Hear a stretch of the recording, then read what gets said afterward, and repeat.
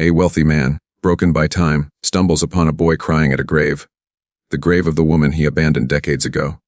But when he learns the boy is his son, everything he thought was lost begins to echo in a song she left behind. This is not just a story of regret. It's a journey of redemption, truth, and the music that stitched their hearts back together. This is not just a story, it's a piece of someone's hidden pain, quietly waiting to be heard. In today's story, we dive into a moment that can change everything. In the most unexpected way. Before we begin, where are you listening from? Canada? The US? Norway? Let us know in the comments, because stories may begin anywhere, but they connect us all. Stay with us until the very end, because sometimes what breaks your heart can also heal it. And if you believe stories can change lives, hit subscribe. Join our journey. We'd love to hear your thoughts. Drop a comment. Your voice matters here. The rain fell gently over the cemetery, a slow, steady rhythm that drummed against the polished surface of a black umbrella. It was one of those gray afternoons when the world seemed to hold its breath, as if it, too, mourned. Wind whispered through the rows of gravestones, each bearing a name and a story, long buried and mostly forgotten. But not this grave. Not today. Gabriel Sterling stood in the distance watching. He hadn't planned to come here. In truth, he hadn't thought of her in years, not since the divorce, not since the last words exchanged in bitterness and pride, not since he walked out and never looked back. He had built walls so high around his past that not even memories could climb them. And yet there he was. The boy couldn't have been more than 11. His clothes were soaked, his face hidden in his palms as his small shoulders heaved with quiet sobs. The tombstone he knelt before was simple, almost too modest for someone once married to one of the richest men in the city. Gabriel's ex-wife Alara, gone for 2 years now. He hadn't attended the funeral. And the boy, who was he? Gabriel's heart, long since frozen in the glaciers of ambition, sterile by diagnosis and barren of heirs, stirred with a flicker of something uncomfortably close to guilt. Or maybe it was fear. Because the boy's face, when he finally looked up, carried something eerily familiar. Eyes he had once fallen in love with. A crooked brow he had seen in the mirror every morning. But that couldn't be. It simply wasn't possible. Was it? The boy placed a crumpled photograph against the grave. Gabriel stepped closer. The image fluttered in the wind. A faded picture of a younger Alara, smiling wide, and holding a baby wrapped in a blue hospital blanket. The date in the corner. 2 decades ago. Gabriel's hands began to tremble. Because he remembered that day, not from the joy of becoming a father, but from the crushing silence of the doctor's words. You can't have children. You never could. So who was the boy? And more terrifyingly, what had Alara kept hidden all these years? He took a single step toward the grave. The boy looked up, and Gabriel Sterling's world shattered. Gabriel Sterling's penthouse overlooked a city that never slept, a skyline that bowed only to ambition, and he had conquered it. Glass towers, luxury hotels, sprawling tech campuses, all bore his name. Sterling Enterprises wasn't just a company. It was a monument to his rise from nothing. And yet in the stillness of the early morning, the air heavy with mist and memories, Gabriel sat alone at a mahogany dining table too large for one man. The breakfast before him, egg white omelette, half a grapefruit, and black coffee, was untouched. A legacy of discipline, a legacy of power, but not a legacy of blood. The ticking of the antique grandfather clock echoed through the penthouse like a metronome of regrets. He rarely thought about Alara anymore, not since she walked out with only a suitcase and no goodbye. He had made peace with the silence she left behind. Or so he told himself. He remembered the day the doctors told him he was sterile. The Sterile Millionaire.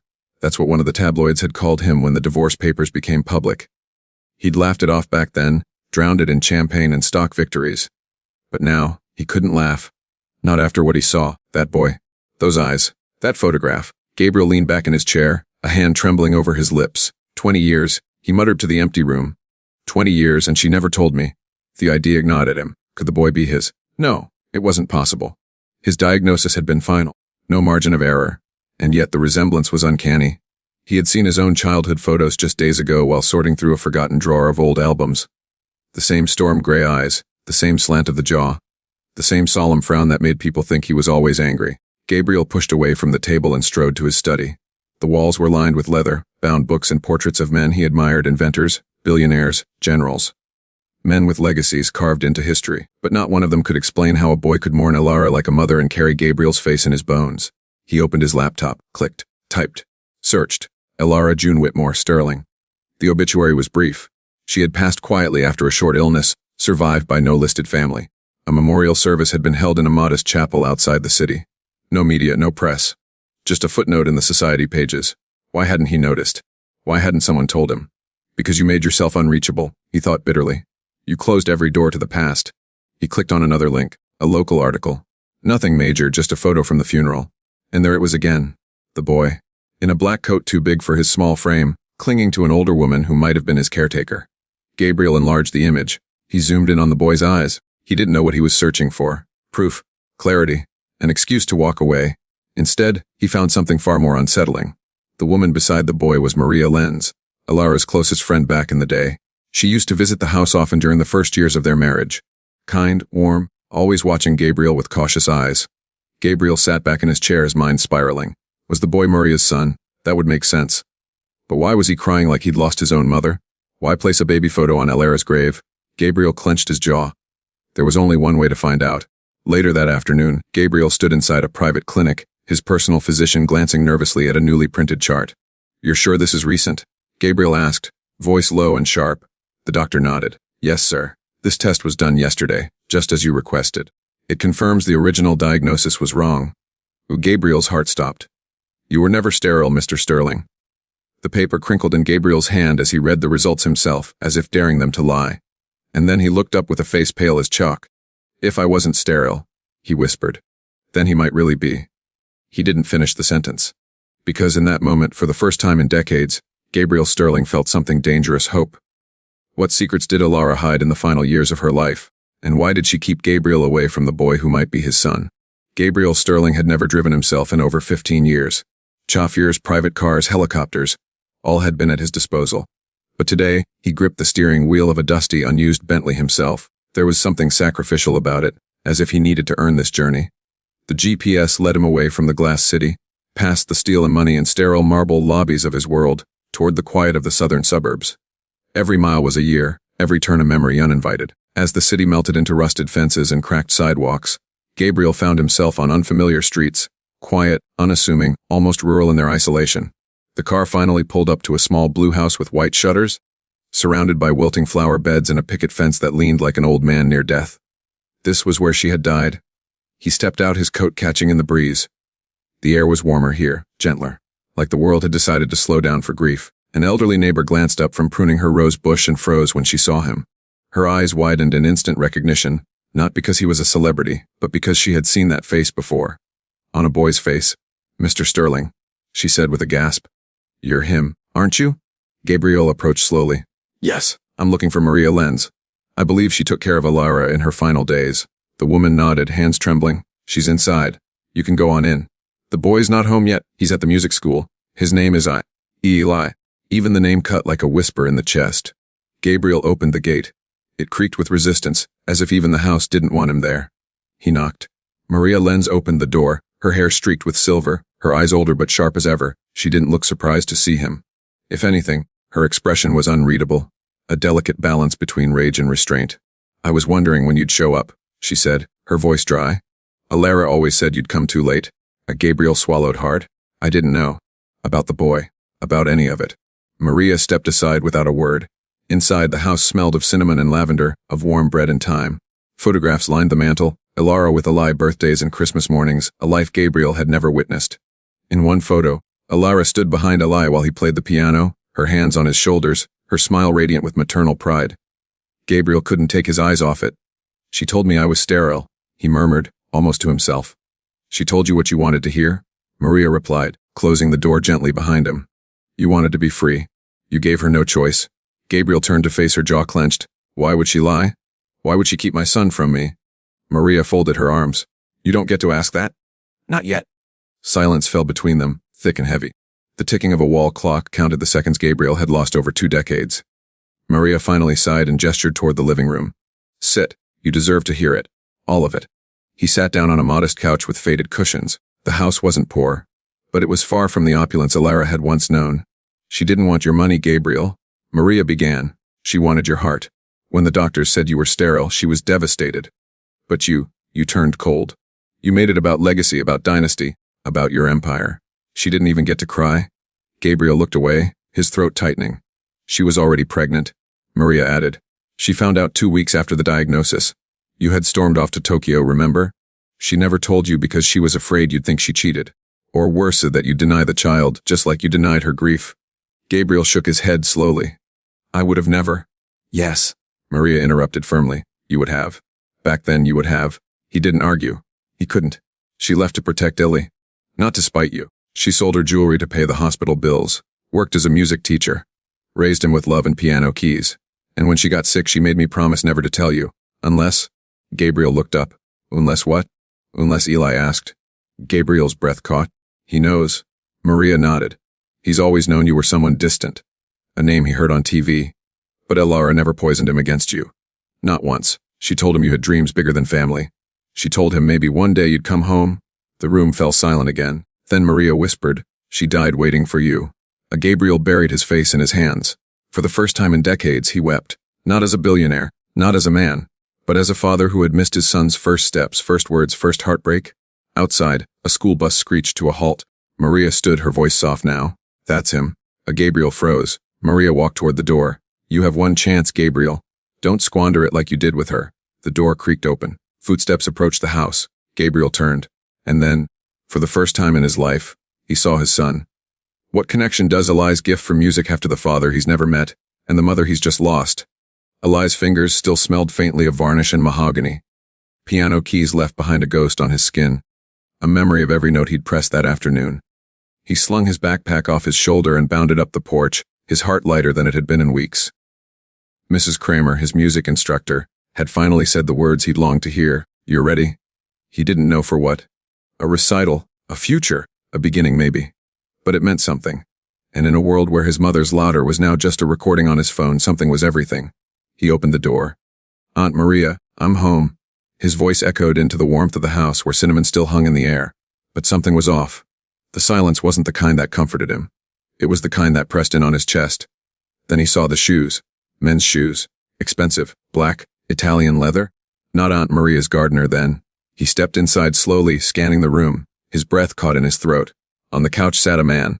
Mid-60s tall, lean, dressed in a dark navy coat with tailored lines, too perfect for this street. He looked like he belonged in a stockholders' meeting, not in a humble home with crocheted curtains and faded floral wallpaper.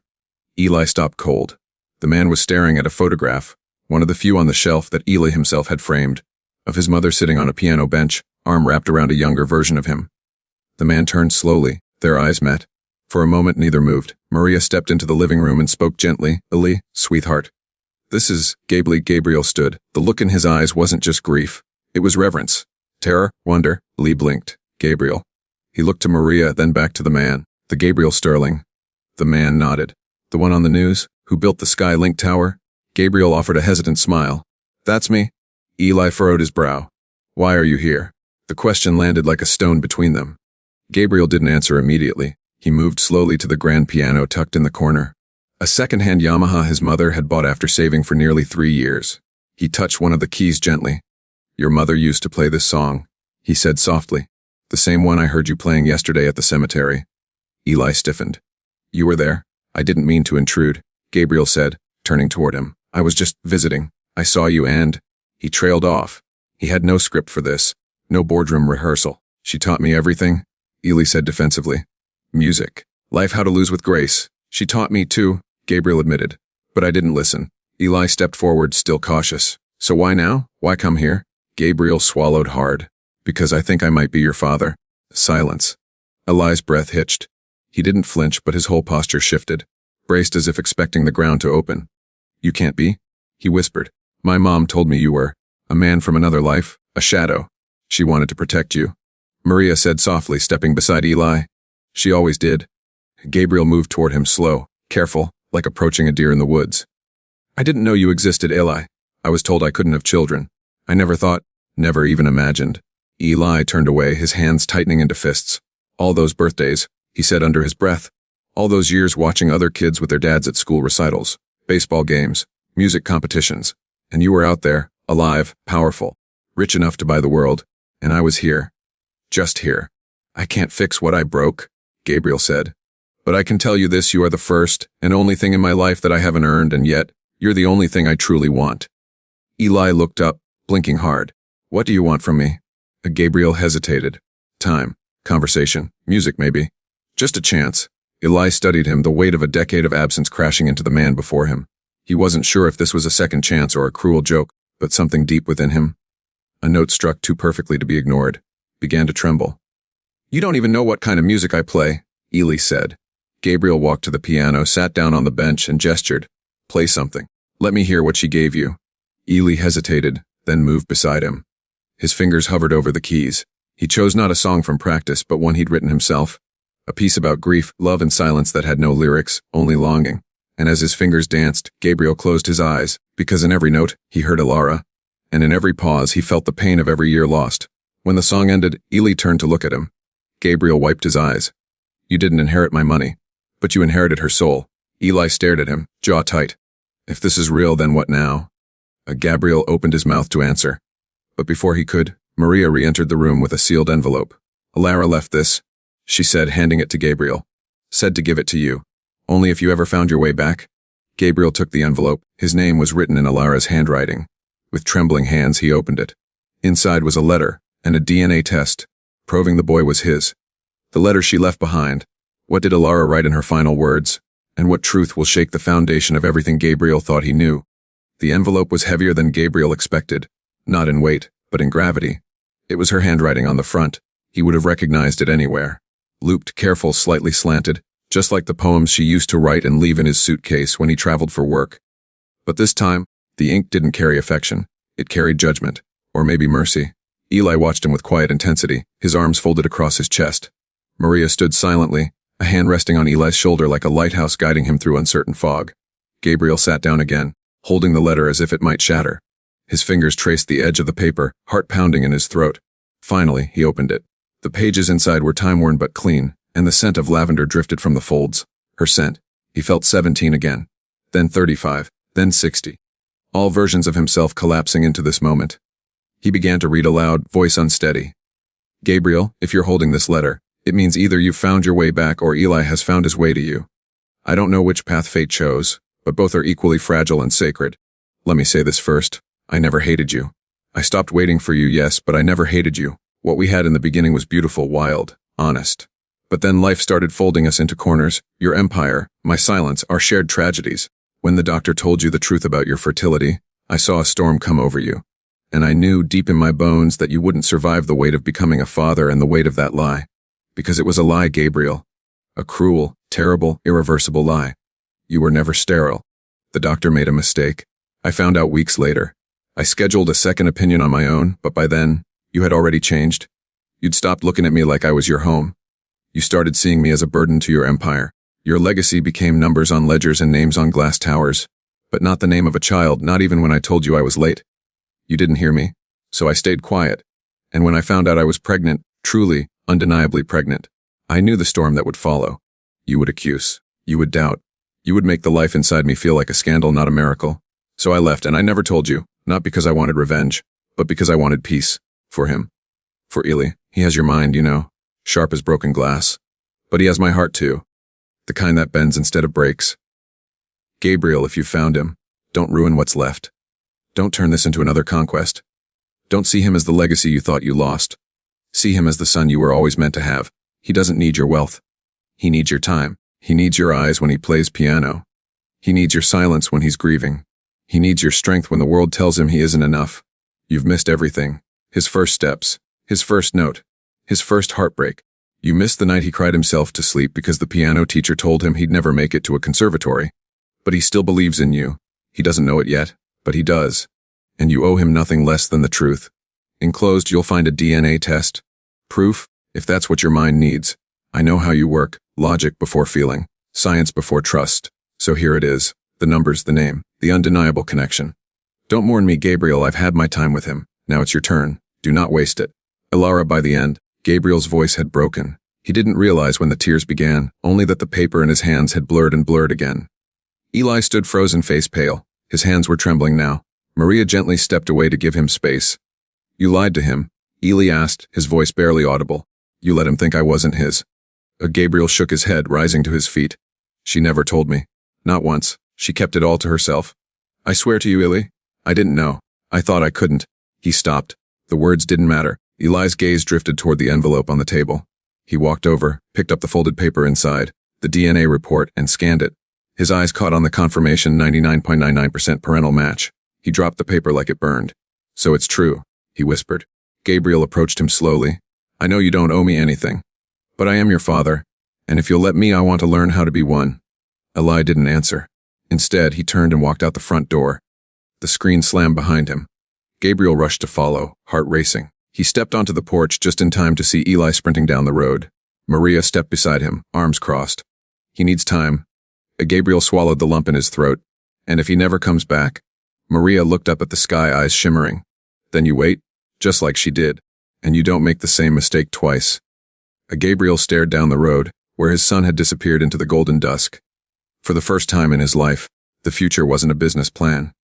It was a boy running into the horizon, and the father who had to earn the right to follow. The silence between them. As Gabriel begins to pursue a connection with Eli, a wall of silence stretches between them. Can 2 decades of absence be bridged with vulnerability? Or will one final secret tear them apart for good?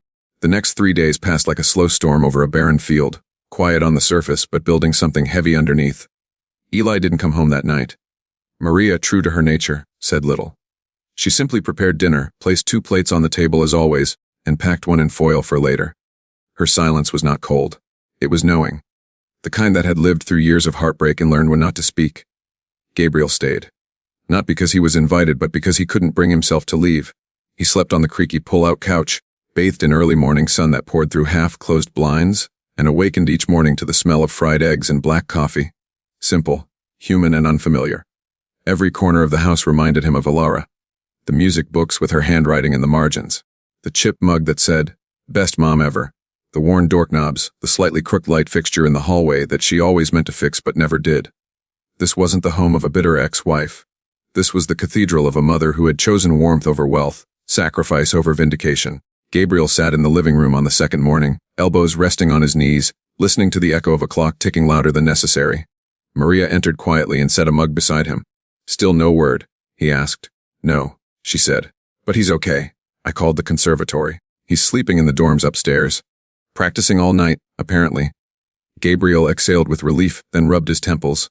"I don't know how to reach him." Maria sat across from him. "You don't? Not with words?" "Not yet.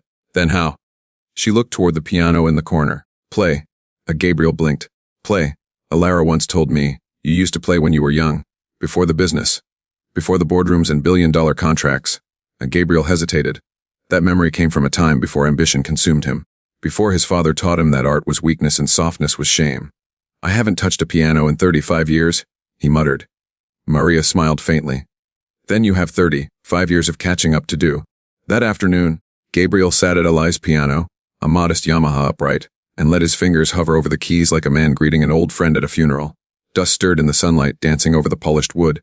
He pressed one key, then another, off pitch, then the third, harmony. It came slowly, painfully, like thawing from ice. His fingers moved uncertainly, trying to find a rhythm he hadn't used since he was 17, playing Chopin in the quiet hours after his mother died.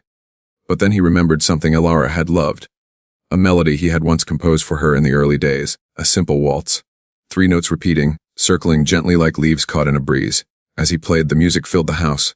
Imperfect but real, honest. No longer a performance, just a message. Eli stood on the sidewalk outside, backpack slung over one shoulder, hair damp from the drizzle that had begun minutes ago.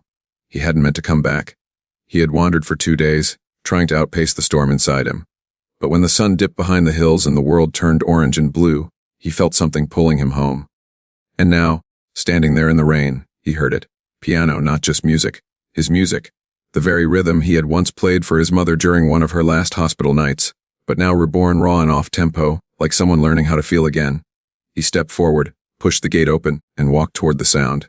Inside, Gabriel stopped playing. The door creaked. Footsteps. Then silence. He turned. Eli stood in the doorway, dripping wet, face unreadable. Their eyes met. Neither spoke. Gabriel slowly rose from the bench. "I didn't expect you," he said, voice quiet. Eli didn't answer. Instead, he walked past him and sat down at the piano. He placed his hands on the keys, nodded toward the empty space on the bench. Gabriel hesitated. Then he sat beside him. Eli began to play. The same mel notes, but richer now. Full-bodied, bold. Gabriel followed, his hands shaky but trying. A father and son playing the same song for the first time, from opposite ends of the piano, opposite ends of life. Note by note, the silence between them began to break. When the last note faded into stillness, Eli looked at him, eyes glassy. "Why'd you come now?" he asked. Gabriel's voice cracked. "Because I was finally ready to know what I lost." Eli's jaw tightened. You can't fix 20 years. No, Gabriel agreed. But maybe we can start with the next 20. Eli didn't answer. But this time, he didn't walk away either. He closed the piano lid gently. Start by being here tomorrow, he said. Gabriel nodded, blinking back tears. I will. While cleaning out Elara's closet, Eli discovers a journal she never meant anyone to read.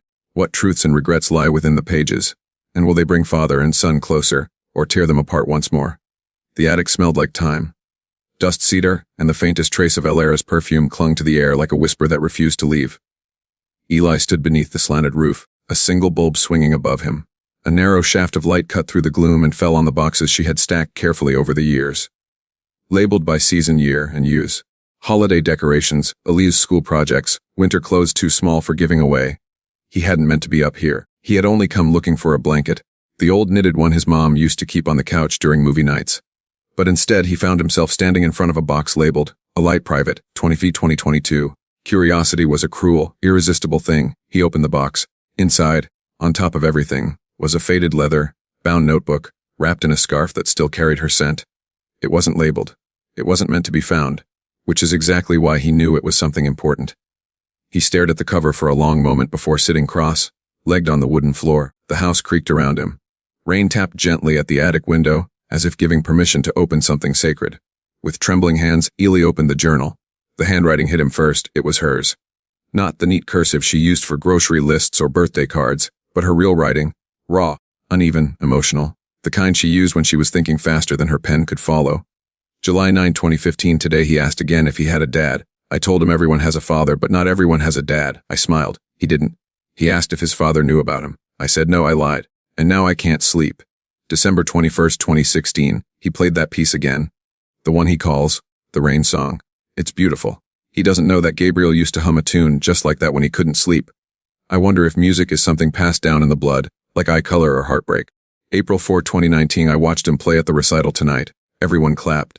But what I saw was different. He didn't just play. He poured, he wept in notes. I wish Gabriel could have seen it. I wish I hated him more for not being here. June 18, 2020. I saw Gabriel on television today. Gray hair now, still sharp, still pretending he doesn't bleed. I wonder what he'd say if he saw Eli. Would he deny him? Would he panic? Or would he cry? Eli kept flipping. His hands shook harder with each page. Her words were filled with longing, guilt, love, and the brutal honesty of a mother trying to do what was right in a world that rarely rewarded honesty. And then, near the back, came the part that stopped his breath. August 2, 2023. The doctor says I don't have long. I haven't told Eli. He deserves to live without that shadow yet. He deserves to wake up without a ticking clock over his head. If Gabriel finds him one day, I hope Eli's music speaks for me. I hope it softens his anger, calms his grief. I hope they find in each other the pieces I couldn't hold long enough. I wish I could sit them down and say, he is more than your mistake, Gabriel, and you are more than his silence. And to Eli I would say, I tried. With every breath I tried. The tears came then, hot and unrelenting. Eli didn't wipe them away. He let them fall, let them mix with the ink on the pages until it all blurred. Memory, regret, love, pain. He closed the journal slowly, hugging it to his chest like a child with a keepsake he was too old to need but too broken to let go of. Footsteps creaked on the stairs behind him. He turned. Gabriel stood there, holding the old blanket he had gone looking for, his eyes wide with quiet concern. I heard something. Are you all right? He asked, but his gaze was already on the book in Eli's arms. Eli nodded. He couldn't speak yet. Gabriel stepped closer. Is that hers? Eli handed it to him. Gabriel took it like it was glass. He didn't open it, not yet. He just stared at the cover, his fingers tightening. She kept everything, Eli whispered. Even the pain. Gabriel blinked hard. She always carried more than she let on. I think she was trying to protect us both. Gabriel looked at him now. Really looked. She did, he said. But now we have to protect what's left of her. They sat on the attic floor together, beneath the dim light, the rain still ticking gently at the window. And for the first time, the silence between them wasn't awkward. It was reverent, like the pause before the next movement in a sonata, a silence full of potential. When Gabriel discovers Eli's application to a prestigious conservatory has been rejected, he takes matters into his own hands. But will stepping into his son's world bring them closer, or prove he still doesn't understand what Eli truly needs? Gabriel adjusted the collar of his suit for the third time, but it still didn't feel right. It was a tailored piece, custom stitched by a designer whose name most people couldn't pronounce. But no amount of fabric or fine cut could make him feel less out of place. The community center was old, its walls faded from years of sun and rain, and the chairs were the kind that creaked when you shifted your weight. The air smelled faintly of popcorn, sawdust, and someone's cheap cologne. This wasn't the kind of room Gabriel Sterling was used to being in, but tonight, none of that mattered. Because this room was Eli's world, and tonight was Eli's first public recital. Gabriel sat in the back row, beside Maria, who had traded her usual kitchen apron for a deep blue dress and soft shawl. Her eyes were alive with anticipation. She didn't speak much, but her presence felt like a quiet anchor in a storm Gabriel had never learned to sail. The small stage was lit by a single overhead spotlight. A modest upright piano stood at the center, flanked by folding music stands and a few scattered bouquets brought by proud parents. Children of all ages filed in, one after another, bowing awkwardly and playing their pieces with varying levels of confidence. Gabriel clapped politely, but his eyes never strayed far from the entrance backstage. He could feel his heartbeat rising with each passing minute. Then finally, the name was called Eli Whitmore, age 17. Gabriel froze, not Sterling. Whitmore, Alara's name. Eli stepped onto the stage wearing a dark button-up shirt and black slacks. His curls were neatly combed, his face calm but focused. He didn't smile. He didn't look for anyone in the crowd. He simply walked to the piano, bowed once, and sat. Then he began to play. The room fell into a hush. The first notes were soft, delicate. A melody that felt like the hush of snowfall, like dawn rising over sorrow. It wasn't a famous piece. It wasn't on any syllabus or sheet Gabriel had ever seen. Because it was Eli's. He was playing something original. The boy's hands moved with grace, weaving harmonies that carried both Alara's warmth and Gabriel's precision. There was pain in it, unmistakable. But there was beauty too. A kind of healing that pulsed with every crescendo. Gabriel felt something stir in his chest he hadn't felt in years: humility. He had built cities, raised towers, bought and sold empires, but nothing he had ever created came close to what Eli gave in those 5 minutes on stage. When the final note rang out and silence reclaimed the room, the applause was thunderous. People stood, cheered, whistled. But Eli didn't bow again. He didn't even look at the crowd. His eyes instead locked onto Gabriel's, just for a moment, and then he walked offstage. Backstage, Gabriel found him packing up his music sheets into a folder. Eli didn't say anything when he approached, but he didn't walk away either. Gabriel stopped. The word incredible felt too small. That was something no one in that room will forget. Thanks, Eli said, keeping his eyes on his folder. I didn't know you used Mom's name, Gabriel added quietly. Eli paused. I didn't know if I had the right to use yours. Gabriel nodded slowly. You have the right to both. And the choice? Eli finally looked up, eyes steady. I'm not sure which one I am yet. I'm not here to take anything from you, Eli, Gabriel said gently. But I'd like to give you something. A chance. If you'll let me. Eli tilted his head. What kind of chance? Gabriel reached into his coat and pulled out a crisp envelope. I made some calls. The Conservatory of Modern Music, the one you applied to and got rejected from. I asked them to listen again. I sent them a clip from your rehearsal. Eli's face tightened. You went behind my back? No, Gabriel said quickly. I didn't want to interfere. I wanted to advocate. There's a difference. They agreed to reevaluate you. They want a live audition next week. Eli stared at him, conflicted. Why are you doing this? Because I missed your first 17 years, Gabriel said. And I'm trying not to miss the rest. I'm not trying to buy my way in. I'm just trying to show up, in the only way I know how. Eli was quiet for a long time. Then he looked down at the envelope, hesitated, and took it. He didn't say thank you. He didn't smile. But he didn't tear it up either. That night, Gabriel walked back to the car alone. The air was cold, sharp, and full of city sounds, but his mind was filled with music, with Eli's music. Maria called him as he reached the car. He's not ready to forgive you, she said. Not yet? I know, Gabriel said. But he let you sit in his world tonight, she added. That's more than a start. Gabriel looked up at the sky. And for the first time in years, it didn't feel so far away. As Eli prepares for the conservatory audition, Gabriel finally steps into the background.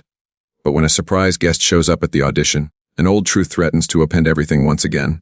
The lobby of the Conservatory of Modern Music was unlike anything Eli had ever walked through. Everything gleamed. Marble floors, soaring ceilings, and glass walls that looked out over the skyline like they belonged to some kind of palace or a fortress. Students roamed the halls carrying violin cases, sheet music, and confidence. The kind of confidence that came from private tutors and years of conservatory prep. Eli stood among them wearing a charcoal gray sweater, hands shoved into his pockets, eyes quietly scanning the room. Gabriel sat on a bench near the back, giving Eli space. He wore no tie today, just a simple coat and a proud, nervous expression. He hadn't said much during the drive, but he had made sure Eli's suit was pressed, his audition confirmation email printed, and that he had eaten something. It was strange. Almost like they were a family. Almost. A woman stepped out of a side door, clipboard in hand. Eli Whitmore. Eli straightened. His heart pounded, but his face stayed calm. Right here. Come with me. You're next. Gabriel stood, offering a soft nod. I'll be right here. Eli hesitated, then, just before walking through the door, he turned. You don't have to wait. Gabriel's eyes didn't waver. I want to. Eli didn't answer. He just walked away. The audition room was smaller than he expected. A grand piano stood in the center beneath soft lighting. 3 judges sat at a long table, stern, professional. One of them didn't even look up as Eli entered. He handed the sheet music for his original composition to the assistant, then took his seat at the piano. His fingers hovered over the keys. Everything felt cold. He thought of his mother, how she would sit in the kitchen listening to him practice, pretending to read a book but always crying when she thought he couldn't see. He thought of Gabriel, the man who had missed it all, but was somehow trying to learn to stand still in the world Eli had built without him. And then, most of all, he thought of the music. Not the future it could win him, not the judges, just the music. And he played a new piece, not the one he had submitted, not the one Gabriel had recorded. This one had no title. It wasn't written down. It had been forming over the last few nights while lying awake, with grief for a mother who never got to see this room, and hope for a father who had finally knocked on the door. The judges looked up now. They leaned in. One of them adjusted his glasses. Another sat forward in her seat, her hand lightly tapping the table as the tempo picked up. And just when it began to crescendo, something shifted. The door opened. Eli didn't stop playing, but his eyes darted up for a second. Just long enough to see a woman enter the room quietly and sit beside Gabriel in the back row. She was elegant, polished, with sharp cheekbones and dark red lipstick. Her coat was designer, her perfume subtle but potent. Her gaze, however, wasn't on Eli, it was on Gabriel, and Gabriel looked stunned. Eli's fingers stumbled on a note, just barely, but the rhythm continued. The woman didn't clap at the end. She didn't rise. She only nodded, lips pursed, eyes assessing. The judges murmured among themselves, thanked Eli, and dismissed him. As he stepped into the hallway, the rush of what just happened crashed down, but he couldn't focus on the music anymore. He turned to see Gabriel and the woman speaking in hushed, urgent voices. Eli approached. Gabriel looked up, startled. I wasn't expecting her, he said quickly. Not today. Eli narrowed his eyes. Who is she? The woman turned and extended a gloved hand. I'm Vanessa, Gabe's ex-fiance. Eli blinked. Ex-fiance? Vanessa tilted her head slightly. We were engaged a few years ago. Didn't work out. But I still sit on the conservatory board. Thought I'd drop in, see what the fuss was about. Eli turned to Gabriel. Did you ask her to come? No, Gabriel said firmly. I didn't even know she was involved with the school. This wasn't part of anything I arranged. Vanessa smiled, cold and practiced. No need to be dramatic. I just wanted to see if he lived up to the name. Eli stiffened. What name? Sterling, she said, like it meant something more than gold. If the school offers you a spot, I'll make sure it's earned. Not bought. I don't like charity cases. Gabriel stepped forward. That's enough, Vanessa. But Eli had already turned. He walked away, the rejection on his face more cutting than any judge's score could have been. Back in the car, Gabriel drove in silence. Eli stared out the window. She doesn't speak for me, Gabriel said quietly. You earned that audition on your own. Eli finally turned. But the only reason I even got in the room was because of your name.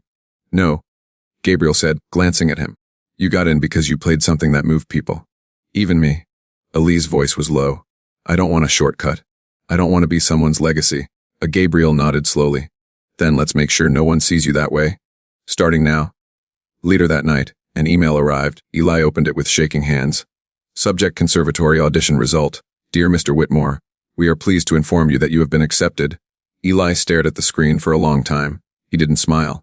Not yet. Instead, he closed the laptop, walked into the living room, and found Gabriel reading. I got in, he said flatly. Gabriel looked up, eyes wide. You did? Eli nodded. But I'm not changing my name. Not on the application, not on the diploma. I'm Eli Whitmore. Gabriel stood. That's exactly who you should be. They didn't hug, but they sat together that night in silence. 2 names, 1 song still forming.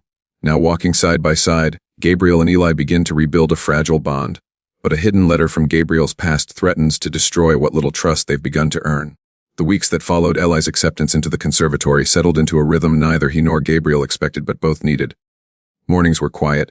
Gabriel would bring coffee, leave it by Eli's door, and head off to his temporary office space downtown. Afternoons belonged to music, and sometimes, if the mood was right, Gabriel would sit beside the piano, reading while Eli practiced. He never interrupted, he never corrected. He just stayed, something he had failed to do his entire life. One rainy Sunday, they went to the cemetery together. Eli stood with his hands in his pockets while Gabriel placed a white lily, Ilara's favorite, on her grave. "I still talk to her," Gabriel said quietly, "even though I never did when she was alive. Funny, isn't it? That I say more to the dirt than I ever said to her heart." Eli didn't respond, but he didn't walk away either. That in itself was becoming a pattern. As they returned to the car, Gabriel offered a rare smile. "We're due for dinner with Maria tonight. She made lasagna. Said you'll like it better than mine." Eli finally cracked the edge of a smile. "That's not a high bar." Gabriel laughed, the sound startling in its sincerity. For the first time in months, things felt, not fixed but real, like a slow stitching of a wound that had bled for too long, until the letter arrived. It came on a Tuesday. A thick manila envelope, no return address. Gabriel had picked it up with the day's mail, sorting through bills and catalogs until the handwriting on the front stopped him cold. It was his own. But he hadn't written it. He sat down at the kitchen table, tore it open, and pulled out a letter dated August 2003, just weeks before Ilara had left. His hands trembled as he read, "Gabriel, I lied to you. Not about the baby, about the test. You weren't sterile. You were scared. And I was scared too. Of what the truth would do to you. What it would expose in both of us. So I told you what you needed to hear to walk away. I thought I was protecting myself. I thought I was protecting our future child from becoming another number in your empire.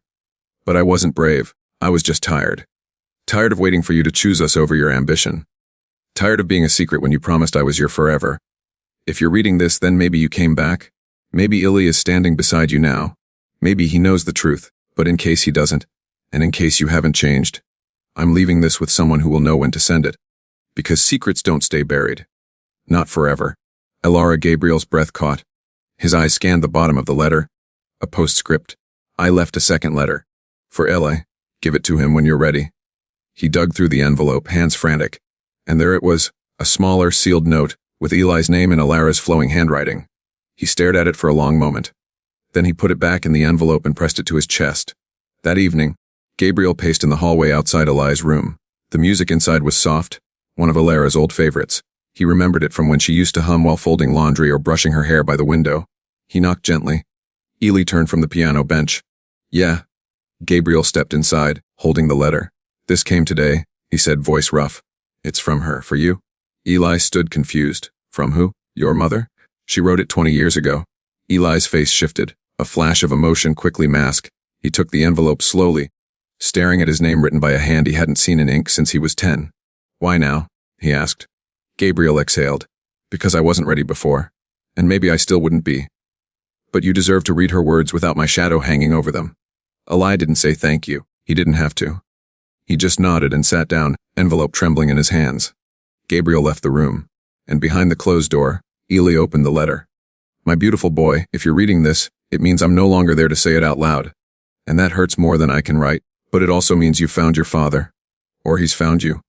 You have every right to be angry, to question, to feel betrayed. But I need you to know this: I never kept him from you out of spite. I kept you from the pain of being unwanted.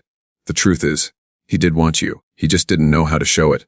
He was so convinced he couldn't be a father that he never tried to be one. But you made me a mother. And I never once stopped loving you. Not for a second. Not even in the hardest moments. If he's with you now, it's because he's finally brave enough. That doesn't erase the past, but it might help shape the future. Forgive him when you're ready. Love him if you can. And remember, I am in every note you play. Every heartbeat you feel too loudly. I'm always with you." Mom. Eli sat still for a long time after reading. The music in his room stopped. And for the first time in his life, he wept not from loss, but from something dangerously close to healing. Down the hall, Gabriel waited, still unsure, still hoping. Still a father in progress. As the final recital approaches, Gabriel and Eli take the stage together for a duet Ilara once dreamed of. But when Gabriel makes a decision that could cost him everything, Eli must choose whether to protect his name or honor her legacy. The concert hall buzzed with quiet excitement. Parents adjusted camera lenses. Students whispered backstage, and a soft murmur rolled through the velvet-lined auditorium like a low tide preparing to rise. The annual winter recital wasn't just a performance. It was a milestone, a declaration of voice and soul for the young artists who had worked all year to find their sound. Eli stood behind the heavy curtain, heart steady but alert, his fingers flexing slightly as if feeling for the first notes in the air. He wasn't nervous. Not in the traditional sense. He had played bigger halls, faced stricter judges. But tonight felt different. Because tonight, he wasn't playing alone. Beside him stood Gabriel, dressed not in his usual polished suit, but in a simple black sweater and slacks. Understated, intentional. His hair was neatly combed, eyes calm but unreadable. He hadn't performed in public since he was 17, and he'd never performed with his son. Ely glanced at him. "You sure you want to do this?" he asked. Gabriel nodded. "I've never been more sure of anything." Eli smirked. "You forget I can tell when you're bluffing." Gabriel chuckled under his breath. "Okay, I'm terrified, but I'm here. That's got to count for something." Eli handed him a folded sheet of music. "Then let's do what she wanted." One time, for her. The piece was called Alara's Waltz. They had composed it together over the past few weeks, a gentle, intricate duet, echoing the melody Gabriel had once played for her in their youth, layered with Eli's modern tones, unpredictable tempo and soul-deep emotion. It was the last piece Alara had ever tried to finish in her journal, a melody she described but never got the chance to write. Together, father and son had filled in the notes. A stagehand waved, "Showtime." As they walked onto the stage, the murmurs in the crowd hushed into reverent silence. Two pianos stood side by side beneath soft blue lighting. Gabriel took the left, Ely took the right. They didn't bow. They didn't speak. They simply sat. And then the music began. Gabriel opened with the first few notes, slow, deliberate, slightly hesitant.